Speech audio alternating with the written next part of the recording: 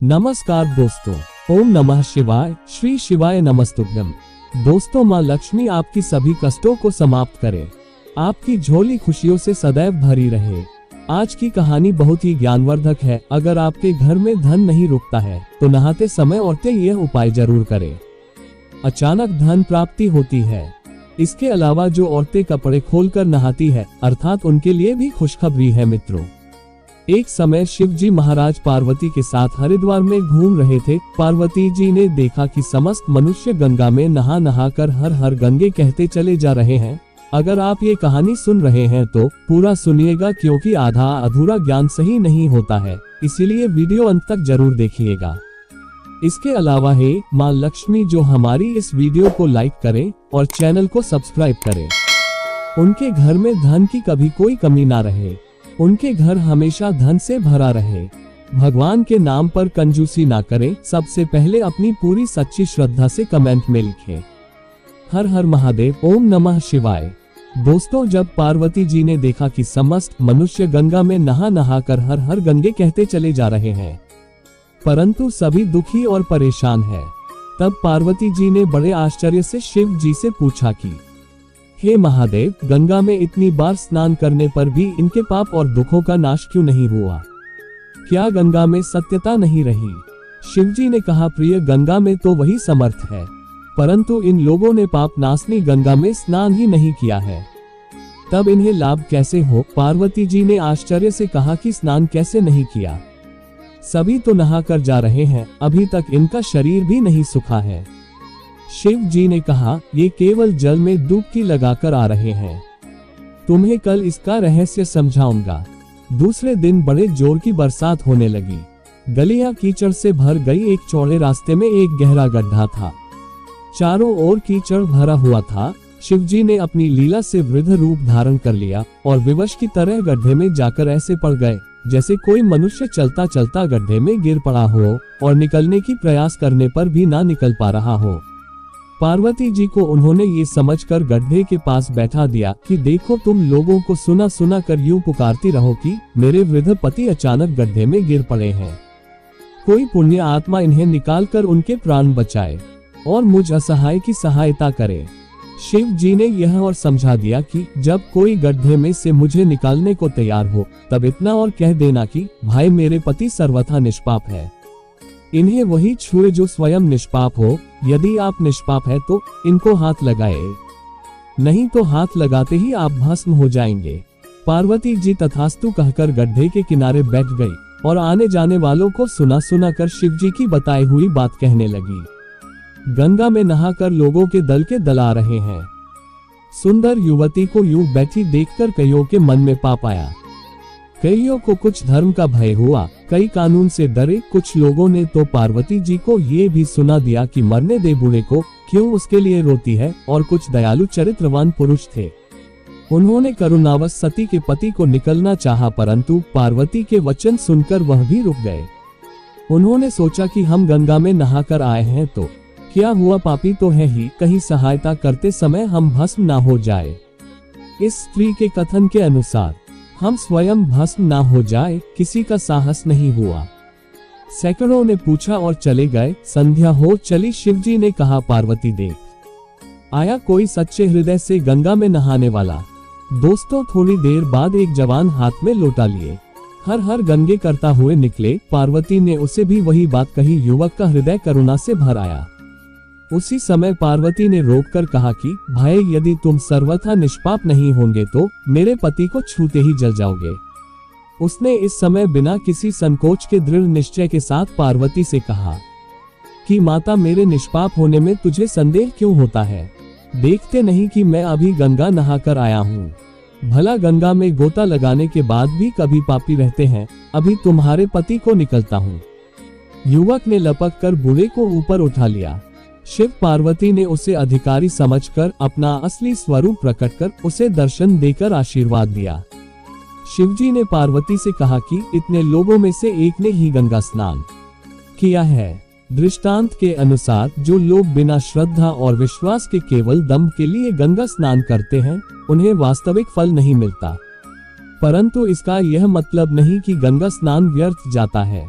गंगा स्नान का बहुत पुण्य भी है। इसके बाद शिव जी ने पार्वती जी से कहा, अब मैं आपको 12 बातें बताता हूँ। जो भी मनुष्य इन 12 बातों को नहाते समय ध्यान में रखता है वह कभी भी दुखी नहीं रहेगा। उसके घर में माँ लक्ष्मी का वास हो जाता है, उसके घर में अपार धन आता है, घर में कभी भी लड़ाई झगड़ा नहीं होता है, उसका पूरा परिवार हंसी खुशी जीवन व्यतीत करता है। दोस्तों, तब माता पार्वती ने कहा, हे भगवान, आप हमें यह 12 बातें बता दीजिए। इसके बाद भगवान शिव उन बातों को बताना शुरू कर देते हैं और माता पार्वती बहुत ध्यान से सुनने लगती है। दोस्तों, यह 12 बातें आप लोग भी बिल्कुल ध्यान से सुनना। इसके बाद भगवान शिव कहते हैं, प्रिय, यह 12 बातें बताने के बाद मैं आपको एक बात और बताऊंगा जो औरतों के लिए है। जो औरतें कपड़े खोलकर स्नान करती है उनके लिए यह बात बहुत ही महत्वपूर्ण है। तो पार्वती जी, इस बात को आप बहुत ही ध्यान से सुनना। तभी शिव जी अपनी वाणी को शुरू कर बताने लगते हैं। दोस्तों, शिव जी कहते हैं, स्नान करने से शरीर निरोगी रहता है और मन प्रसन्न रहता है। नहाने से चेहरे की क्रांति और शारीरिक आकर्षण में भी बढ़ोतरी होती है। अगर इस नित्य कर्म के दौरान कुछ बातों का ध्यान रखा जाए तो आध्यात्मिक से भी ज्यादा लाभ पाया जा सकता है। नहाते समय में इन बातों का खास ख्याल जरूर रखा जाना चाहिए। अब उन बातों के बारे में बताने जा रहा हूँ। प्रिय, आप इन बातों को बिल्कुल ध्यान से सुनना। नंबर 1, स्नान करने के बाद लोग शुद्ध होकर पूजा पाठ आदि सारे काम करने के योग्य बनते हैं, इसलिए सुबह को ही स्नान कर लेना चाहिए। नंबर 2, शास्त्रों में कहा गया है कि स्नान करने से इन 10 गुना की प्राप्ति होती है: रूप, तेज, बल, पवित्रता, आयु, आरोग्य, निर्लोकता, तप और मेधा। नंबर 3, लक्ष्मी, धन, पुष्टि व आरोग्य और स्वास्थ्य चाहने वालों को हर मौसम में और हर दिन स्नान करना चाहिए। नंबर 4, शास्त्रों में कहा गया है कि सुबह स्नान करने से पाप का नाश होता है और पुण्य मिलता है। ऐसा कहा गया है कि सुबह नहाने वालों के पास नकारात्मक शक्तियां नहीं भटकती है, इसीलिए सुबह स्नान करना ही उचित है। नंबर 5, बीमारी की हालत में सर के नीचे से ही स्नान करना चाहिए। गीले कपड़े से शरीर को पोंछ लेना एक तरह का स्नान ही कहा गया है। नंबर 6, सुबह की लालिमा आने से पहले ही स्नान कर लेना श्रेष्ठ माना गया है। नंबर 7, तेल लगाकर और शरीर को मलमल कर नदी में नहाना माना है। इसकी जगह नदी से बाहर निकलकर तट पर ही शरीर साफ करें, तब नदी में डुबकी लगाना उचित है। नंबर 8, जिन घाटों पर कपड़े धोने जाते हैं वहां का जल अपवित्र माना गया है, इससे दूर होकर ही नहाना चाहिए, क्योंकि मनुष्य के सही और गलत आचरण इन्हीं कपड़ों में पाए जाते हैं और ऐसे जल के पास स्नान करना वर्जित है, क्योंकि मनुष्य के कपड़ों में कई तरह के सूक्ष्म कीटाणु होते हैं, इसीलिए ऐसे जल और तट के पास स्नान नहीं करना चाहिए। नंबर 9, नदी में 11 या 21 डुबकियां लगाना अच्छा बताया गया है। नंबर 10, पवित्र नदियों में कपड़े नहीं धोने चाहिए, इसकी मनाही है। नदी में किसी तरह की गंदगी नहीं बहानी चाहिए। नंबर 11, नल की तुलना में झरने का पानी, झरने से ज्यादा नदी का पानी। नदी के पानी से किसी तीर्थ का जल, तीर्थ के जल से गंगाजल अधिक श्रेष्ठ माना गया है, शुभकारी माना गया है, सभी तीर्थ में सबसे बड़ा तीर्थ स्थल माना गया। नंबर 12, गंगा माता का कथन है कि स्नान करते वक्त कोई चाहे जहां भी मेरा स्मरण करेगा मैं वहां के जल में आ जाऊंगी। इसके बाद शिव जी ने कहा, अब मैं आपको औरतों के बारे में बताता हूँ, जो औरतें कपड़े खोलकर स्नान करती हैं। शिव जी ने कहा, हिंदू धर्म में शास्त्रों में हर एक चीज के लिए कुछ नियम बनाए गए हैं। इन नियमों में से एक है स्नान को लेकर की गई बातें। ऐसा माना जाता है कि आम व्यक्ति को शास्त्रों के नियमों का पालन जरूर करना चाहिए, जिससे घर की सुख समृद्धि बनी रहती है और खुशहाली आता है, साथ में अपार धन बरसता है, माता लक्ष्मी प्रसन्न होती है। दरअसल हमारे शास्त्रों में ऐसी कई बातें लिखी गई है जिनके हम पालन सदियों से करते चले आ रहे हैं, लेकिन उसके कर्म के बारे में अभी भी पूरी जानकारी नहीं है। ऐसे ही नियमों में से एक है निर्वस्त्र स्नान करना। आपने अक्सर घर के बड़ों को ऐसा कहते सुना होगा कि कभी भी स्नान बिना कपड़ों के यानी निर्वस्त्र नहीं करना चाहिए। अगर हम पौराणिक कथाओं की बात करें तो निर्वस्त्र स्नान की मनाही का एक सबसे बड़ा कारण कृष्ण जी के समय से जुड़ा है। पौराणिक कथाओं के अनुसार एक बार जब गोपिकाएं सरोवर में स्नान कर रही थी और वह निर्वस्त्र थी, उसी समय बालकृष्ण ने गोपियों के सभी वस्त्र छुपा दिए। उसी समय जब कृष्ण जी ने उनके वस्त्र छुपा लिए और गोपियों ने अपने वस्त्र वापस लेने की प्रार्थना की, तब कृष्ण जी ने उन्हें समझाया कि कहीं भी बिना वस्त्र धारण किए स्नान नहीं करना चाहिए। इससे जल के देवता वरुण का अपमान होता है, इसलिए आपको निर्वस्त्र स्नान न करने की सलाह दी जाती है। अगर आप नहाते समय ये सोचते हैं कि बंद कमरे में कोई आपको नहीं देख रहा है तो ऐसा गलत है, क्योंकि ईश्वर आपको हर स्थान पर देखते हैं। यदि आप निर्वस्त्र होकर स्नान कर रहे हैं तो यह मुख्य रूप से जल के देवता वरुण का अपमान करने जैसा होता है। निर्वस्त्र स्नान से आपको पाप लग सकता है और आर्थिक और शारीरिक नुकसान पहुंच सकते हैं। नहाते समय आपके पूर्वज भी आपको नग्न अवस्था में देखते होते हैं। भूत प्रेत भी आपको नग्न अवस्था में देखते हैं और वह आपके ऊपर चिपक सकते हैं, आपके शरीर में अपना स्थान बना सकते हैं। इसीलिए ईश्वर ने मनुष्य को बचाने के लिए इन सभी बातों का जिक्र शास्त्रों में किया है। यदि आप निर्वस्त्र स्नान करते हैं तो आपके शरीर में नकारात्मक ऊर्जा प्रवेश करती है और आपकी मानसिकता भी नकारात्मक हो सकती है।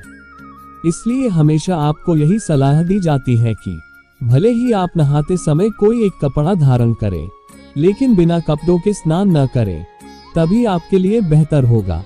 निर्वस्त्र स्नान से शरीर की सकारात्मक ऊर्जा शरीर से बाहर निकल सकती है और इसका प्रभाव आपके शरीर के साथ मन मस्तिष्क में भी होता है और गलत कामों में मन लगने लगता है। दोस्तों, गरुड़ पुराण के अनुसार जब आप स्नान करते हैं तब आपके पितृ यानी अमित पूर्व आपके आसपास मौजूद होते हैं। यदि आप निर्वस्त्र स्नान करते हैं तो आपको पितृ दोष लग सकता है।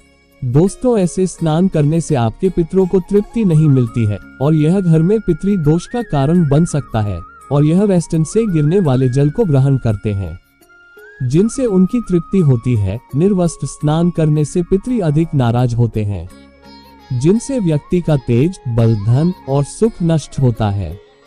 इसलिए कभी भी निर्वस्त्र होकर स्नान नहीं करना चाहिए। दोस्तों, पुराणों के अनुसार नहाने वाला पानी पूर्वजों के हिस्से जाता है और निर्वस्त्र होकर नहाने से इसे पितरों के समक्ष बिना कपड़े के नहाना माना जाता है। शास्त्रों में ऐसी मान्यता है कि यदि कोई निर्वस्त्र स्नान करता है तो माता लक्ष्मी उससे रूठ हो सकती है।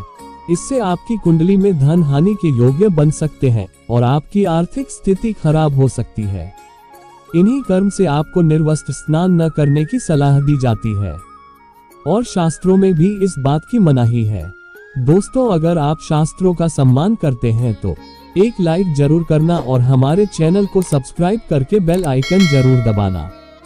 तो मिलते हैं दोस्तों अगले वीडियो में एक और शानदार जानकारी के साथ। ओम नमः शिवाय।